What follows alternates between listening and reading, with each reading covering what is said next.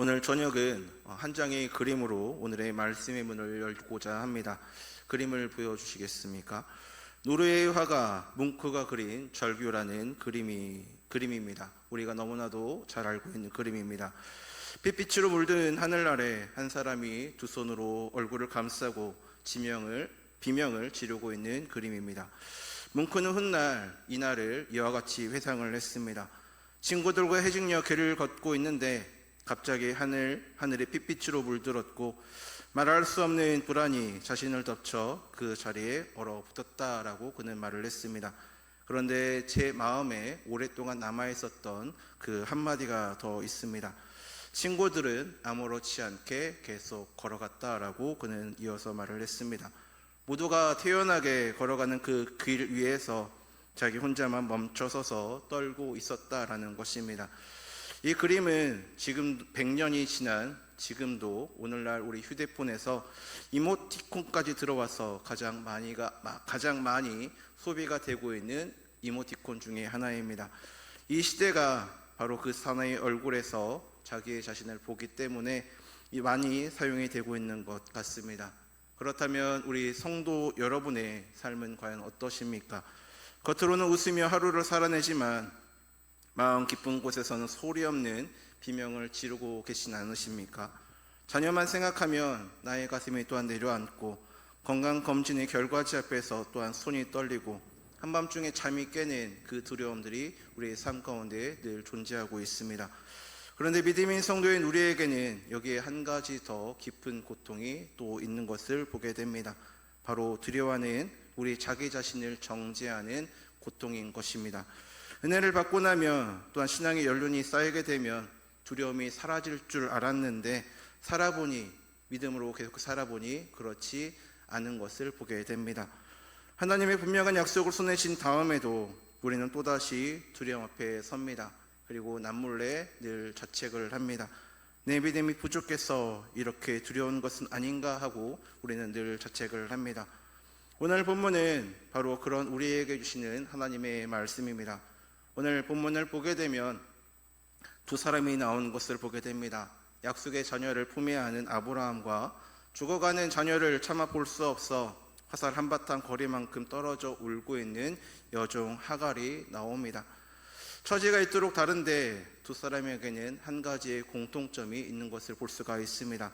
둘 다 두려움 가운데 있었다라는 것입니다. 그리고 하나님께서는 이 두 사람 모두를 찾아오셨습니다. 하나님은 두려움 속에 사로잡힌 사람을 어떻게 대하시는 분이신지 오늘 본문의 말씀을 통하여서 함께 은혜를 나누고자 합니다. 먼저 8절 말씀을 보면 이삭이 젖을 떼는 날에 아브라함이 큰 자치를 베푸는 것을 보게 됩니다.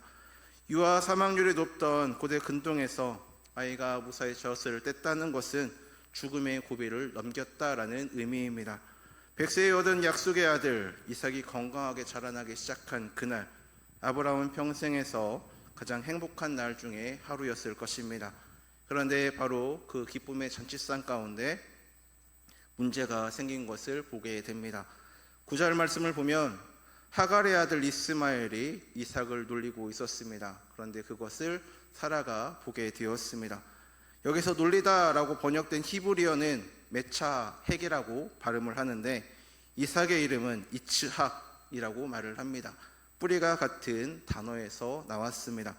이삭은 웃음이라는 이름인데 이스마엘이 그 웃음의 아이를 조롱을 하고 지금 비웃고 있었습니다. 웃음의 잔칫날에 그 자리 가운데 비웃음이 터져 나온 것입니다. 벌어진 사라는 단호하게 아브라함에게 요구를 합니다. 이 여종과 그 아들을 내쫓으라 라고 요구를 합니다. 여기서 잠깐 아브라함을 한번 보겠습니다. 이스마엘은 아브라함이 86세 얻어서 14년 가까이 품에 안고 키운 아들이었습니다. 그리고 아브라함은 하나님께 이와 같이 또한 간구를 했기도 했습니다. 이스마엘이나 하나님 앞에 살기를 원하나이다 라고 하나님께 간구하기도 했었습니다. 그런 아들을 광야로 사실상 죽음의 자리로 내보내라는 것입니다. 성경은 11절에서 그 심정을 매우 근심이 되었다라고 말을 하고 있습니다. 여기 쓰인 히브리어는 라하라고 발음을 하는데 가벼운 걱정이 아니라 견딜 수 없이 괴롭고 참담한 심정을 말하는 것입니다. 믿음의 조상, 하나님의 벗이라고 불린 아브라함의 가슴이 지금 현재 찢어지고 있었습니다. 아브라함도 흔들렸고 아브라함도 두려워 떨었습니다. 그런데 하나님께서는 흔들리는 그 아브라함을 책망하지 않으셨습니다. 왜 그렇게 믿음이 없느냐라고 다그치지 않으시고 12절과 13절 말씀을 보면 근심의 한복판에 있는 아브라함을 찾아오셔서 말씀을 해주셨습니다. 이삭을 통해 약속을 이루시겠다라는 것과 광야로 나가는 이스마엘도 하나님께서 책임져 주시겠다라고 말씀을 해주셨습니다. 내가 가장 두려워하는 바로 그 자리에서 내가 지금 일하고 있다라고 말씀을 하신 것입니다. 그 말씀을 받은 아브라함은 아침에 일찍이 일어나 그들을 광야로 내보낸 것을 보게 됩니다. 이제 무대가 브엘세바 광야로 옮겨가 보겠습니다. 사람이 사는 땅과 죽음의 사막이 맞닿는 그 경계선에서 떡 한 덩이와 물 한 가죽 부대가 전부인 그 여인이 길을 잃고 헤매고 있었습니다. 그리고 마침내 그들 가운데 두려운 일이 벌어졌습니다. 그들이 가지고 있었던 물이 떨어져 버린 것입니다. 광야에서 물이 떨어졌다라는 것은 곧 죽음을 의미하는 것입니다. 하갈은 탈진한 아들을 관목더물 아래에 놓고 화살 한바탕 거리만큼 물러앉아 소리내어 울었습니다. 차마 곁에서 지켜볼 수도 없고 떠나버릴 수도 없어서 자식이 죽어가는 모습을 멀찍이 서서 바라보는 그 어머니입니다. 이것이 바로 절망의 밑바닥일 것입니다. 그런데 17절 말씀을 보게 되면 놀라운 일이 일어나게 됩니다. 하나님이 그 어린아이의 소리를 들으셨으므로라고 말씀하고 있습니다. 자세히 한번 17절 말씀을 보시기를 바랍니다. 하갈의 울음소리가 아니라 그 어린아이의 소리를 들으셨다라고 말씀을 합니다. 죽어가느라 말도 못하고 신음처럼 흘러나오던 그 작은 목소리를 하나님께서 들으셨습니다. 이 아이의 이름이 무엇입니까? 이스마엘, 듣다라는 뜻의 샤마와 하나님을 뜻하는 엘이 합쳐진 이름, 곧 하나님이 들으신다라는 이름의 뜻을 가지고 있는 자녀입니다. 14년 전에 하갈이 처음 광야로 도망쳤을 때 지어주신 그 이름 그대로 하나님이 또다시 광야에서 들어주셨습니다. 그리고 19절 말씀을 보게 되면 하나님이 하갈의 눈을 밝히셨으므로 샘물을 보았다라고 말씀을 합니다. 여기 밝히다로 쓰인 히브리어는 파카흐라고 발음을 하는데 닫혀있던 눈을 열어준다라는 뜻이 담겨져 있는 단어입니다. 하나님이 새 샘물을 지금 파주셨습니까? 또 하늘에서 아니면 하늘에서 물을 부어주셨습니까? 아닙니다. 하갈의 눈을 밝혀주셨을 뿐입니다. 그 샘물은 처음부터 거기에 있었습니다. 하갈이 절망하여 울고 있었을 때에도 은혜의 샘은 그곳에 있었습니다. 다만 그의 눈이 눈물과 두려움에 가려 그것을 바라보지 못했을 뿐입니다. 그리고 20절 말씀을 보게 되면 하나님이 그 와이와 함께 계시매라고 말을 합니다. 죽어가던 그 아이가 살아나 자라났고 두려움의 광야가 임마누엘의 광야로 바뀐 것을 보게 됩니다. 오늘 본문 전체를 관통하는 진리는 두 가지라고 할 수 있을 것 같습니다. 먼저 첫 번째 진리는 믿음은 두려움이 없는 상태가 아니라 두려움 속에서 무엇을 붙드냐의 문제라는 것입니다. 하나님은 두려움이 없는 사람을 찾아오시는 분이 아니라 두려움 속에서도 당신의 말씀을 붙드는 사람을 사용을 하시는 분이십니다. 두 번째 진리는 은혜는 없다가 생기는 것이 아니라 이미 와 있는데 우리가 바라보지 못하고 있다라는 것입니다. 하갈에게 필요했던 것은 새로운 샘이 아니라 새로운 눈이었습니다. 이 두 가지의 진리를 붙들고 이제 우리의 삶의 자리로 한번 들어가 보겠습니다. 먼저 첫 번째로 두려움이 밀려올 때 자기 감정이 아니라 하나님의 말씀을 붙들어야 할 것입니다. 아브라함을 다시 한번 보겠습니다. 11절에서 매우 근심했던 그가 14절에서는 아침에 일찍이 일어나 순종했던 것을 보게 됩니다. 근심이 사라져서가 아닙니다. 아들을 광야로 보내는 그 아버지의 가슴이, 아버지의 마음이 하루아침에 편해졌을 리는 없을 것입니다. 그런데도 그가 일어날 수 있었던 것은 밤사이에 그의 손에 하나님의 말씀이 지어졌기 때문입니다. 아브라함은 자기 감정에 끌리지 않고 또한 두려움에 주저앉지 않고 그 말씀을 붙들고 몸을 일으켜 세웠습니다. 생각을 해보십시오. 하나님이 두려움이 없는 사람만 골라 사용을 하셨다면 이 땅에서 과연 누가 하나님께 쓰임을 받을 수 있었겠습니까? 모세도 떨었고 기드온도 떨었고 엘리야는 이세벨이 무서워서 도망쳤고 베드로는 주님을 3번이나 부인을 하였습니다. 그런데 하나님께서는 그들에게 말씀을 주셨고 그 말씀을 붙드는 사람을 통해 역사하신 것을 보게 됩니다. 그렇다면 우리는 어떻게 그 말씀을 붙들어야 하겠습니까? 나를 사로잡는 그 두려움의 문제 가운데서 우리는 주저앉지 말고 하나님의 말씀을 날마다 묵상하며 나아가야 할 것입니다. 자녀의 문제로 잠이 오지 않는 밤이면 자녀의 이름을 넣어서 소리내어 읽어보시기를 바랍니다. 두려워하지 말라, 내가 너와 함께 함이라. 검사 결과를 기다리는 시간이면 휴대전화에 그 모든 화면을 다 닫고 말씀을 보면서 시편 23편의 말씀을 보시기를 바랍니다. 두려움이 올 때마다 소리내어 읽어보시기를 바랍니다. 그것이 아브라함이 했던 바로 그와 같은 일입니다. 그렇게 우리가 말씀을 붙들게 되면 우리의 삶에 무엇이 달라지겠습니까? 당장 내 안에 있는 두려움이 사라지진 않을 것입니다. 그러나 두려움이 더 이상 나를 끌고 다니지는 못하게 될 것입니다. 밤에는 여전히 눈물을 흘려도 아침에는 아브라함처럼 일어나 오늘 해야 할 순종을 해 나가게 될 것입니다. 두려움에 빠져있는 사람은 그 자리에 주저앉아 있지만 말씀을 묵상하며 오늘 내게 주시는 말씀을 붙잡고 살아가고자 노력을 한다면 그 말씀이 이끄는 대로 순종하며 살아가게 될 것입니다. 이번 한 주간 여러분을 가장 두렵게 하는 그 문제 위에 말씀 한 구절로 그 모든 두려움을 덮으시고 또한 그 말씀을 붙들고 아침마다 다시 일어나는 복된 걸음이 있으시기를 바랍니다. 두 번째는 절망의 자리에서 입을 다물지 말고 하나님께 부르짖어야 할 것입니다. 하갈을 다시 한번 보겠습니다. 물이 떨어진 광야, 죽어가는 자녀, 할 수 있는 일이라고는 우는 것밖에 없었던 그 자리였습니다. 저와 여러분도 그런 자리에 서보신 적이 다들 있으실 것입니다. 더는 손 쓸 수 없는 그런 자리, 사랑하는 사람이 무너져 가는 것을 그냥 지켜볼 수밖에 없는 그 자리, 인생에는 그러한 광야가 늘 있습니다. 그 자리에서 하나님께서는 무엇을 하고 계셨습니까? 듣고 계셨습니다. 그것도 정돈된 기도가 아니라 죽어가는 아이의 그 신음의 소리를 들어주셨습니다. 이것이 바로 우리의 하나님이십니다.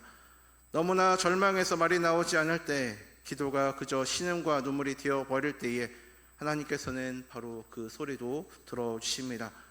로마서 8장은 우리가 빌바를 알지 못할 때에 성령께서 말할 수 없는 탄식으로 우리를 위해 간구해 주신다라고 말씀을 하고 있습니다. 우리의 탄식조차 하나님께서는 기도로 받아주십니다. 그래서 하나님의 사자가 하갈에게 가장 먼저 건넨 말이 두려워하지 말라라고 말을 한 것을 보게 됩니다. 하갈이 강해서도 그가 또한 형편이 나아져서도 아닙니다. 하나님이 이스마엘의 소리를 들으셨기 때문입니다. 두려움을 이기는 힘은 우리 안에 있지 않고 우리의 소리를 들으시는 하나님께 있습니다. 그렇다면 우리는 어떻게 부르짖어야 하겠습니까? 절망 속에서 입을 닫아버리는 그 습관을 먼저 벗어버려야 할 것입니다. 우리는 형편이 어려워지면 기도해도 소용이 없다라는 그 마음에 오히려 기도를 멈출 경우가 많이 있습니다. 그러나 시편 34편 6절 말씀을 보면 이 곤고한 자가 부르짖음에 여호와께서 들으시고 그의 모든 환난에서 구원하셨도다라고 말씀을 하고 있습니다. 새벽 제단에 나와 그저 우는 것도 기도이고 골방에서 하나님 저 좀 살려주십시오라고 그 한마디 던지는 것도 기도입니다.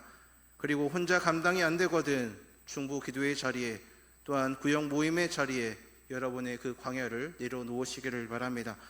하갈처럼 화살 한바탕 거리만큼 물러앉아 혼자 울지 마시고 하나님을 향하여 또 성도들과 함께 소리를 내어보시기를 바랍니다.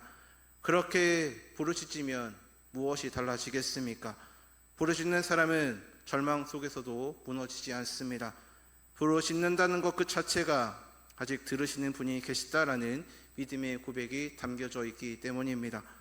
문제는 그대로일지라도 하늘을 향해 소리를 내는 그 순간 나는 더 이상 광야에 버려진 사람이 아니라 하나님 앞에 서 있는 사람인 것입니다. 이번 한 주간 여러분의 가장 깊은 절망을 하나님 앞에 쏟아내어 보시고 들으신 하나님을 경험하는 그 은혜가 있기를 바랍니다. 마지막 세 번째는 눈을 열어달라고 기도해 주시고 또한 은혜를 보았거든 일어나 움직여야 할 것입니다. 19절 말씀을 보게 되면 하나님은 하갈의 눈을 밝히셨고 하갈은 처음부터 거기 있던 그 샘을 바라보게 되었습니다. 이것이 우리의 모습일 때가 얼마나 많이 있습니까? 하나님의 은혜는 이미 우리 곁에 와 있는데도 불구하고 우리의 눈이 두려움과 슬픔에 가려져 그 은혜를 바라보지 못할 때가 있습니다. 아람 군대가 성을 에워쌌을 때 두려워 떨던 엘리사의 사환이 있습니다. 엘리사가 그의 눈을 열어서 보게 하옵소서라고 기도를 하자 그 청년의 눈이 열려서 불말과 불병거가 그 산에 가득한 것을 보게 되었습니다. 그 하늘 군대도 처음부터 그 자리에 있었습니다. 그러니 어쩌면 오늘 우리에게 필요한 기도는 주님 나의 환경을 바꿔 주옵소서라는 기도가 아니라 주님 제 눈을 열어 주옵소서라고 기도해야 할 것입니다. 구체적으로 이렇게 해보시기를 바랍니다. 두려움이 나를 사로잡는 날 잠자리에 들기 전에 오늘 하나님께서 이미 베풀어 주신 그 은혜를 기억하고 적어보시기를 바랍니다. 오늘 나를 숨쉬게 하신 것, 또한 나에게 일용할 양식을 주신 것, 함께 기도해주는 성도를 주신 것, 사소해 보이는 그 목록들이 사실은 광야 한가운데서 이미 솟아있는 샘물의 목록인 것입니다. 절망은 눈앞에 은혜조차 보지 못하게 하지만 감사는 닫힌 눈을 여는 하나님의 도구인 것입니다. 그리고 한 가지가 더 있습니다. 눈이 열린 하갈은 가만히 앉아있지 않았습니다. 일어나 가서 물을 길어 아이에게 먹인 것을 보게 됩니다. 은혜를 발견한 사람은 다시 움직이는 사람입니다. 하나님은 이미 18절에서 명하셨습니다. 일어나 아이를 일으켜 내 손으로 붙들라라고 명하셨습니다. 은혜를 본 사람에게는 일으켜야 될 사람이 있습니다. 여러분의 가정에서 또한 일터에서 우리 명함교회 다음 세대 가운데 우리 손으로 붙들어 일으켜줘야 할 그 한 사람이 있습니다. 그렇게 눈이 열리고 몸이 일어나게 되면 무엇이 달라지겠습니까? 20절 말씀이 그 해답입니다. 하나님이 그 아이와 함께 계심에 그가 장성하여 광야에서 거주하며 활 쏘는 자가 되었다라고 말씀을 합니다. 광야의 자리는 여전히 그대로였습니다. 그러나 그 광야는 더 이상 죽음의 광야가 아니라 하나님이 함께 하시는 삶의 터전이 되었습니다.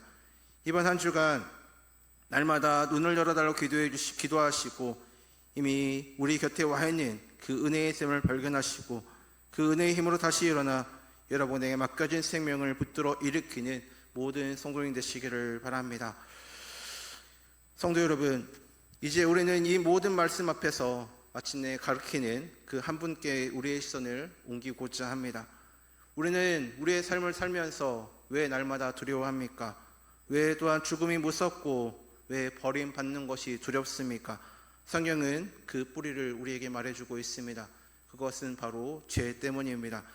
아담이 범죄한 후에 하나님의 소리를 듣고 가장 먼저 한 말이 무엇입니까? 내가 벗었으므로 두려워하여 숨었나이다 라고 그는 말을 하였습니다. 인간의 모든 두려움의 밑바닥에는 하나님과 끊어진 관계, 곧 죄의 문제가 있었습니다. 우리가 광야 같은 인생에서 정말 목말랐던 것은 사실 물이 아니라 죄로 인해 하나님을 떠난 영혼의 메마름 때문인 것입니다. 이 갈증은 형편이 좋아진다고 해결되지 않습니다. 그래서 하나님께서 친히 무엇을 하셨습니까? 히브리서 13장 12절 말씀을 보게 되면 예수님께서 자기 백성을 거룩하게 하시려고 성문 밖에서 고난을 받으셨다라고 말씀을 하고 있습니다. 하갈과 이스마엘이 심령과 광야에 내몰렸던 것처럼 우리 예수님께서는 우리를 위해 성문 밖 골고다 언덕으로 끌려 나아가셨습니다. 주님도 그 두려움의 자리를 통과를 하셨습니다. 겟세마네 동산에서 땀이 핏방울이 되도록 이 잔을 내게서 옮기시옵소서라고 부르짖었습니다. 그러나 그 두려움의 밑바닥에서 예수님께서는 아버지의 뜻을 마침내 붙들으셨습니다. 나의 원대로 마시옵고 아버지의 원대로 하옵소서라고 기도하셨습니다. 그리고 십자가 위에서 예수님께서는 부르짖으셨습니다. 나의 하나님, 어찌하여 나를 버리셨나이까. 여기에 복음의 신비가 담겨져 있습니다. 하갈이 광야에서 부르짖었을 때에 하나님은 들으시고 응답하셨습니다. 그러나 아들이신 예수님이 그 십자가에서 부르짖으실 때에 하나님께서는 그 얼굴을 돌리셨습니다. 우리가 마땅히 받아야 할 그 버림을 주님이 대신 받으셨기 때문입니다. 우리의 부르짖음이 영원히 응답받게 하시려고 주님은 응답받지 못하는 그 자리에 홀로 계셨던 것입니다. 그 십자가에서 내가 목마르다 라고 하셨습니다. 생명수의 근원 되신 그 예수님께서 우리 대신 목마르셨기에 이제 우리는 영원히 목마르지 않게 된 것입니다. 그런데 이야기가 여기에서 끝난다면 우리에게는 아무런 소망도 없을 것입니다. 하나님께서는 사흘 만에 그 아들을 다시금 살리셨습니다. 부활은 십자가의 죄사함이 하나님께 온전히 받아들여졌다라는 하늘의 확증이요, 죽음이라는 인간의 마지막 두려움이 산산이 깨어졌다라는 선포인 것입니다. 부활하신 주님이 제자들에게 먼저 찾아가셔서 가장 먼저 하신 말씀이 무엇입니까? 평강이 있을지어다 두려워하지 말라라고 말씀을 하셨습니다. 무덤이 열린 그 아침, 그 이후로 죽음은 더 이상 우리를 위협받지 못합니다. 하나님이 하갈의 눈을 밝히셔서 광야의 샘을 보게 하신 것처럼 하나님 오늘 저녁 우리의 눈을 열어 참된 생명의 샘을 보게 하셨습니다. 그 샘이 누구십니까? 십자가에서 죽으시고 부활하신 예수 그리스도이십니다. 주님께서는 사마리아 우물가에서 말씀하셨습니다. 내가 주는 물을 마시는 자는 영원히 목마르지 아니하리니 라고 말씀을 하셨습니다. 그 샘은 지금도 우리의 곁에 있습니다. 다만 두려움에 가려져서 우리가 지금도 바라보지 못하고 있을 뿐입니다. 그러므로 성도 여러분, 두려움이 있느냐 없느냐가 우리를 결정하지 않습니다. 그 두려움 속에서 무엇을 붙드느냐가 우리를 결정을 합니다. 아브라함처럼 말씀을 붙드시기를 바랍니다. 하갈처럼 또한 부르짖으시기를 바랍니다. 닫힌 눈을 열어달라고 기도하시기를 바랍니다. 그리하면 이미 우리 곁에 와 계신 그 은혜의 샘, 십자가와 부활로 우리의 모든 두려움을 이기신 예수 그리스도를 보게 될 것입니다. 여러분의 두려움이 오늘 저녁 주님 앞에 온전히 내려놓아지기를 바랍니다. 그 두려움 속에서 하나님의 말씀을 굳게 붙들고 또한 부르짖으시기를 바랍니다. 닫혔던 눈이 열려서 십자가와 부활의 주님, 생명의 샘이 되시는 예수 그리스도를 바라보시기를 바랍니다. 그래 다시 일어나 믿음으로 힘있게 걸어 나아가는 우리 모든 성도인들의 삶이 되기를 주님의 이름으로 간절히 소망합니다.